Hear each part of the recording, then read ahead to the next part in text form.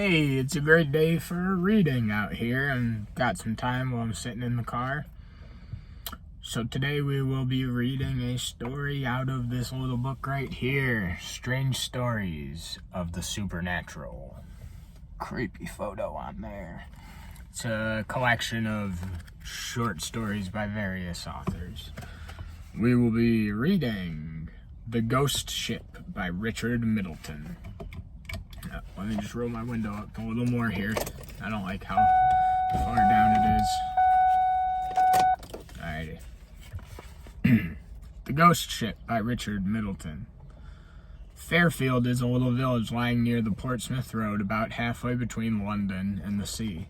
Strangers who find it by accident now and then call it a pretty old-fashioned place. We, who live in it and call it home, don't find anything very pretty about it. But we should be sorry to live anywhere else.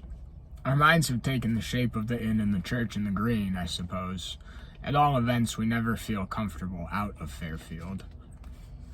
Of course, the Cockneys, with their vasty houses and noisy ridden streets, can call us rustics if they choose, but for all that Fairfield is a better place to live in London. Doctor says that when he goes to London, his mind is bruised with the weight of the houses, and he was a Cockney born. He had to live there himself when he was a little chap, but he knows better now. The gentleman may laugh. Perhaps some of you come from London anyway. Perhaps some of you come from London way. But it seems to me that a witness like that is worth a gallon of arguments. Dull. Well, you might find it dull, but I assure you that I've listened to all the London yarns you have spun tonight, and they're absolutely nothing to the things that happen at Fairfield. It's because of our way of thinking and minding our own business. If one of you Londoners were set down on the green of a Saturday night when the ghosts of the lads who died in the war kept tryst with the lasses who lie in the churchyard, he couldn't help being curious and interfering, and then the ghosts would go somewhere where it was quieter. But we just let them come and go and don't make any fuss, and in consequence, Fairfield is the ghostiest place in all of England. Why, I've seen a headless man sitting on the edge of the well in broad daylight, and the children playing about his feet as if he were their father. Take my word for it, spirits know when they are well off as much as human beings. Still, I must admit that the thing I'm going to tell you about was queer even for our part of the world. Where 3 packs of ghost hounds hunt regularly during the season, and Blacksmith's great-grandfather is busy all night shoeing the dead gentleman's horses. Now that's a little thing that wouldn't happen in London because of their interfering way. But Blacksmith, he lies up aloft and sleeps as quiet as a lamb. Once, when he had a bad head, he shouted down to them not to make so much noise, and in the morning he found an old guinea left on the anvil as an apology. He wears it on his watch chain now. But I must get on with my story. If I start telling you about the queer happenings at Fairfield, I'll never stop.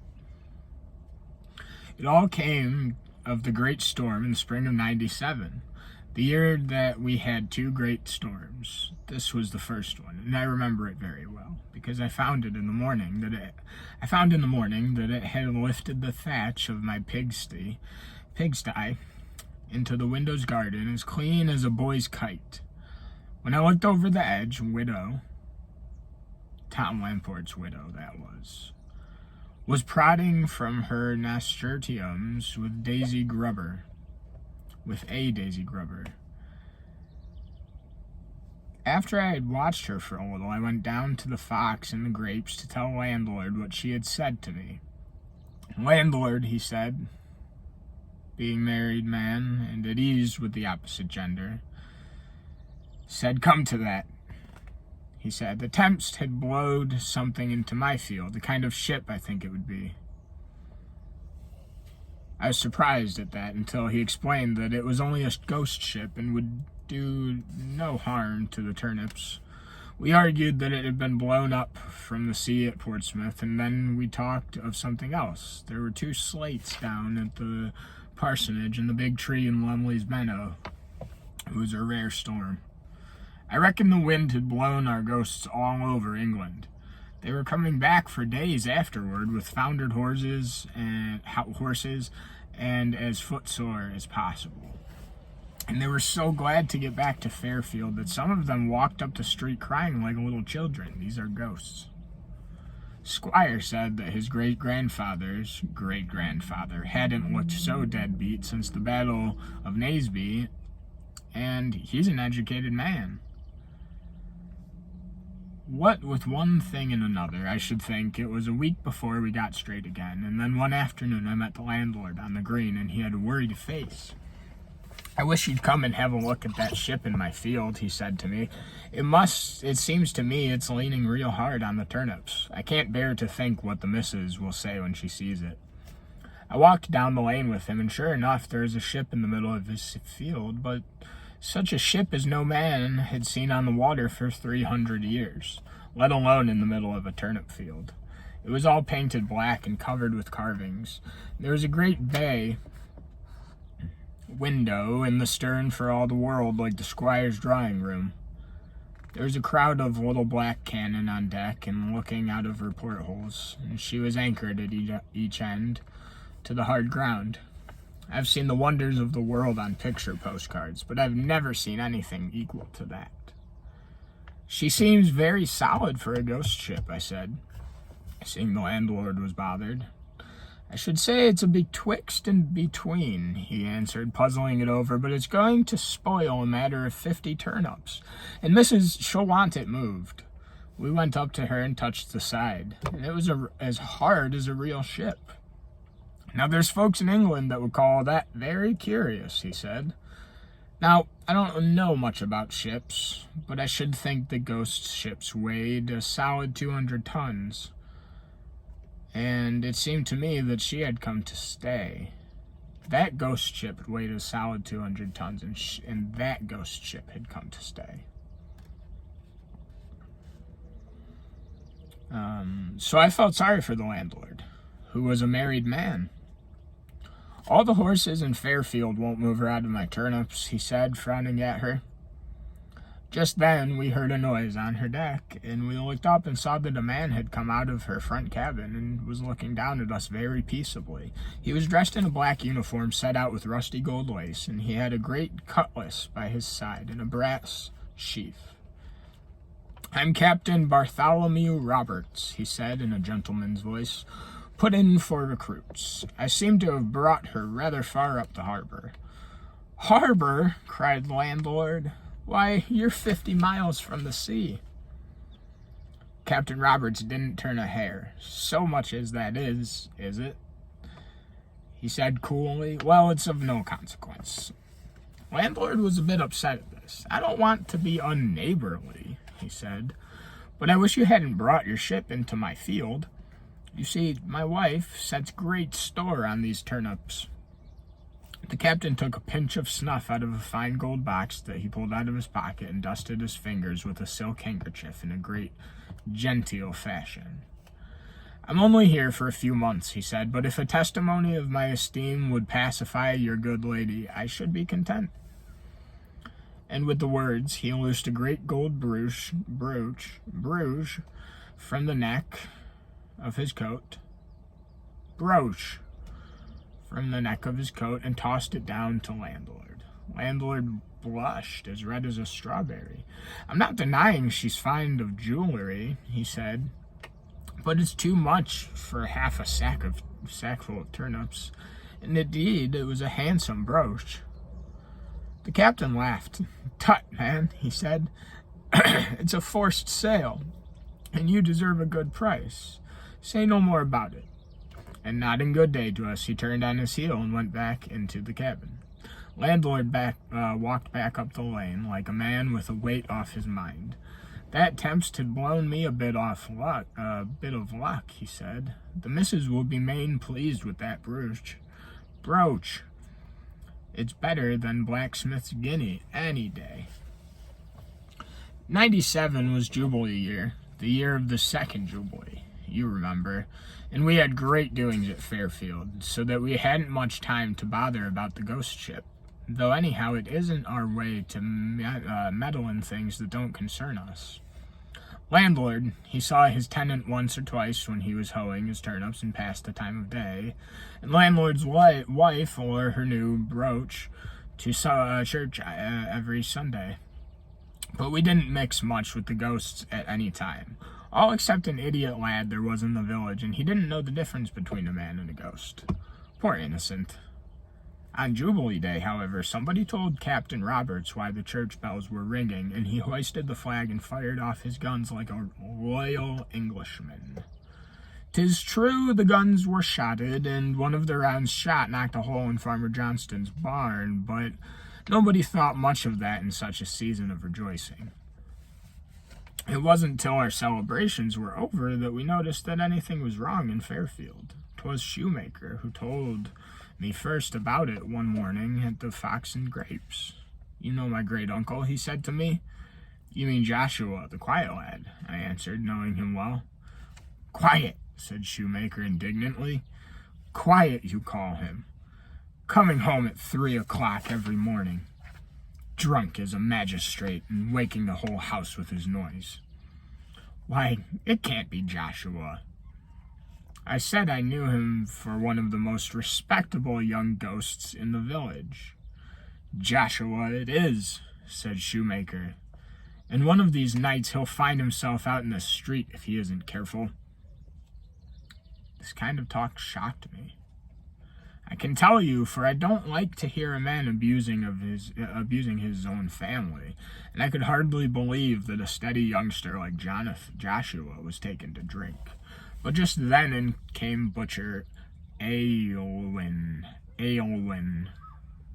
in such a temper that he could hardly drink his beer. The young puppy, he kept on saying. It was some time before Shoemaker and I found out that he was talking about his ancestor that fell at Senlac. Drink, said Shoemaker hopefully, for we all liked company in our misfortunes, and Butcher nodded grimly. The young noodle, he said, emptying his tankard. Well, after I kept my ears open, and it was the same story all over the village. There's hardly a young man amongst the ghosts of Fairfield who didn't roll home in the small hours of the morning the worse for liquor. I used to wake up in the night and hear them stumble past my house singing outrageous songs. The worst of it was when we couldn't keep the scandal ourselves, and the folk of Greenville began to talk of sodden Fairfield, and taught their children to sing a song of us. Sodden Fairfield, had no use for bread and butter, rum for breakfast, rum for dinner, rum for tea, and rum for supper. We are easygoing in our village, but we didn't like it. We didn't like that. Of course, we soon found out where the young fellows went to get the drink, and the landlord was terribly cut up that his tenant should have turned out so badly, but his wife wouldn't hear of parting with the brooch, so that he couldn't give the captain notice to quit. So it's the captain giving these young ghosts drink. But as time went on, things grew from bad to worse, and at all hours of the day you would see young reprobates sleeping off on the village green. Nearly every afternoon, a ghost wagon used to jolt down to the ship with a lading of rum, and though the older ghosts seemed inclined to give the captain's hospitality the go-by, the youngsters were neither to hold nor be bind. So one afternoon, when I was taking my nap, I heard a knock at the door, and there was Parson, looking very serious, like a man with a job before him that he didn't altogether relish. I'm going to talk down to the captain about all this drunkenness in the village, and I want you to come with me, he said straight out. I can't say that I fancied the visit much myself, and I tried to hint to Parsons that, after all, they were only a lot of ghosts, and it didn't much matter. Dead or alive, I'm responsible for their good conduct, he said, and I'm going to do my duty and put a stop to this continued disorder. And you are coming with me, John Simmons. So I went, Parson being a persuasive kind of man. We went down to the ship, and as we approached her, I could see the captain tasting the air on the deck. When he saw Parson, he took off his hat very politely, and I can tell you that I was relieved to find that he had a proper respect for the cloth. Parson acknowledged his salute and spoke out stoutly enough. "Sir, I should be glad to have a word with you." "Come on board, sir, come on board," said the captain. I could tell by his voice that he knew why we were here. Parsons and I climbed up an uneasy kind of ladder, and the captain took us into the great cabin at the back of the ship where the bay window was. It was the most wonderful place you ever saw in your life, and all full of gold and silver plate, swords with jeweled scabbards, carved oak chairs, and great chests that looked as though they were bursting with guineas. Even Parsons was surprised, and he did not shake his head very hard when the captain took down some silver cups and poured us a drink of rum. I tasted mine, and I don't mind saying that it changed my view of things entirely. There's nothing betwixt and between about that rum, and I felt that it was ridiculous to blame the lads for drinking too much of stuff like that. It seemed to fill my veins with honey and fire. Parson put the case squarely to the captain, but I didn't listen much to what he said. I was busy sipping my drink and looking through the window at the fishes swimming to and fro over the landlord's turnips. Just then it seemed the most natural thing in the world that they should be there, though afterwards, of course, I could see that proved it was a ghost ship.